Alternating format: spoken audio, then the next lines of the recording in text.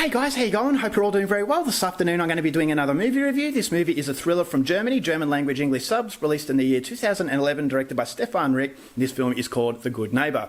So The Good Neighbour is about David. He is a reporter that just landed a new job at a newspaper, so he's moved home and he's trying to become accustomed to his new surroundings. And so this is where he meets Robert. Robert's a very unusual individual, but he seems welcoming enough, and so pretty soon the two of them strike up a friendship. So one evening they're drinking at a bar and David meets a woman. They exchange numbers, and so the evening is looking absolutely fantastic, but that is until the pair of them, the neighbours, are travelling alone by car on a lonely stretch of road. They hit a woman on a bike and that she ends up dying as a result. So the pair of them make a decision that's going to have a very negative domino effect on their lives, and this is where David realises that Robert is actually demonstrating some very unpredictable behaviour that he didn't realise before, so it might already be too late. So whether or not it is something you're going to have to find out for yourself, because that's as far as I'm going with my synopsis. Now my thoughts on The Good Neighbour. I have to say before I start this review, if you actually like the idea of this film, do not read up on it on IMDb and try and not read up on it at all, because the whole suspense of the film and the unknown presence that the movie has is by far the biggest reason to actually watch it. Is that unfortunately this movie is a disappointment, because I felt as though the movie had a lot more in the tank. It had a very good idea, but it was a little bit too scared to flex its muscle. And so there are issues that I'll go into a little bit later, but what I really liked about The Good Neighbour was the atmosphere. The atmosphere reminded me of Alfred Hitchcock. Now, Alfred Hitchcock never tried anything extravagant. It was all about human connection, human relationships, and how human relationships could go awry. And so this movie does have a lot of simplicity. It had all the trademarks of Alfred Hitchcock, and the reason why Alfred Hitchcock was such a legend in the suspense aspect was the fact that because the stories were simple, it could concentrate on actually scaring an audience. And so although this movie doesn't genuinely scare an audience, I still thought as though it invested my interest. And so you've got the atmosphere that really seeps through the screen, and I thought the simplicity of the side stories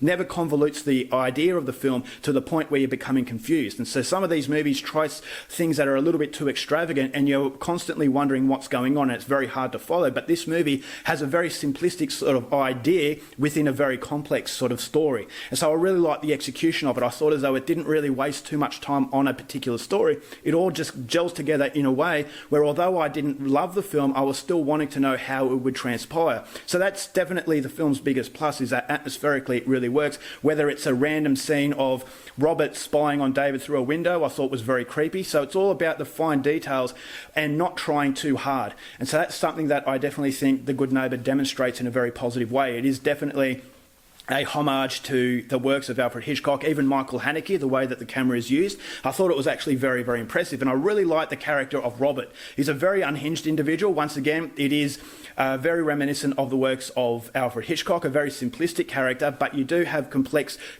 sort of layers to him, and as those complex layers are slowly coming out and he's slowly unravelling, he becomes a completely different character than what you saw before. So at the start of the film, he's very, very friendly, but he starts to demonstrate unhinged behaviour, which is something that you get in reality. And so it's definitely a world that Stefan Rick creates that you can really connect to. And so you can connect to it in a realistic way, and it just becomes creepier. And so it doesn't have any explosions or far out car chases. It's a human sort of interaction. It's basically human relationships and how those relationships and decisions that you make can have grave consequences. And when you pass a point of no return, and it's basically a domino effect. Every problem that's thrown at David just seems to be getting more and more and more. When he solves one particular problem, another one occurs. And so I thought, all right, I'm on the edge of my seat, even though I don't love the film. And so that was, I thought, very, very impressive. And so the movie should have been a lot better than it was, and ultimately the reason why I was disappointed is that, as I said at the start, the movie's a little bit too scared to flex its muscle. It actually feels like a daytime, midday movie.